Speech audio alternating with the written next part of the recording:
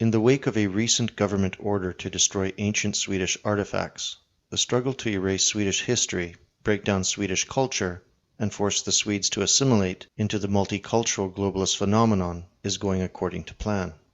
Following the revelations of one of its angry archaeologists, it emerges that the curators of Stockholm's Landsmuseum have been ordering the systematic destruction of newly found artifacts from the Iron Age and the Viking period under the guise that it would be too burdensome to process.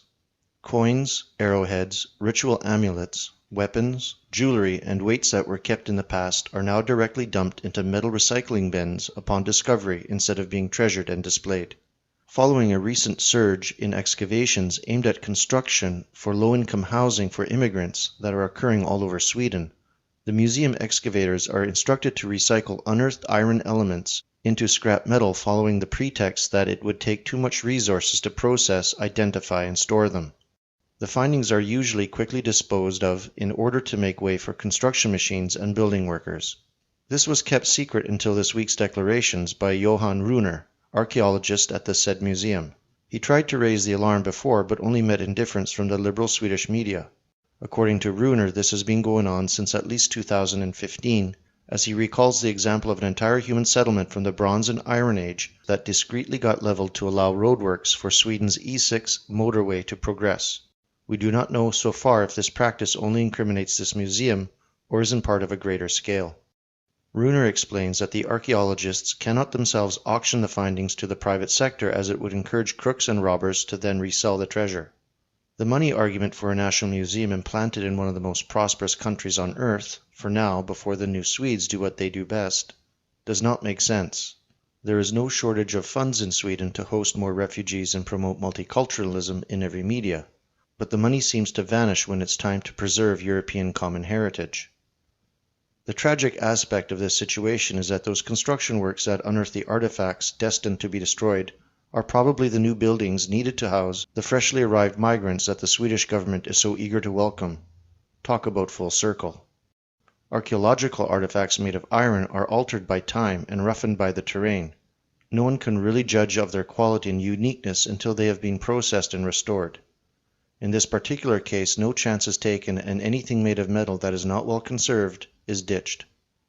It was even kept relatively secret until one researcher could take it no more, and had to tell the world. Why did they not invite other museums around the globe to collect and protect their artifacts in their name if money was still an issue? Why don't they store them in labeled wooden boxes as it was done for hundreds of years?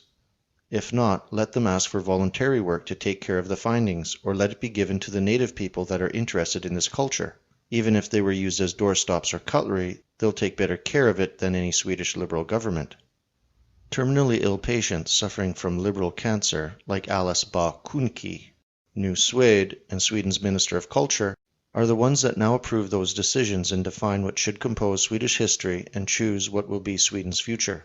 It also follows recent claims from leftists that ancient marble statues made thousands of years ago are actually racist and were specifically used to whitewash history. And lately, the BBC used an incompetent feminist professor's views to create an educational cartoon where, among other things, Roman centurions in Britain were black. In one of the episodes of this series, the Proto-Scots, or Picts, were depicted as black barons. There is not much difference between these liberal iconoclasts and the soldiers of the Islamic State's goons smashing millennia-old statues and monuments with sledgehammers.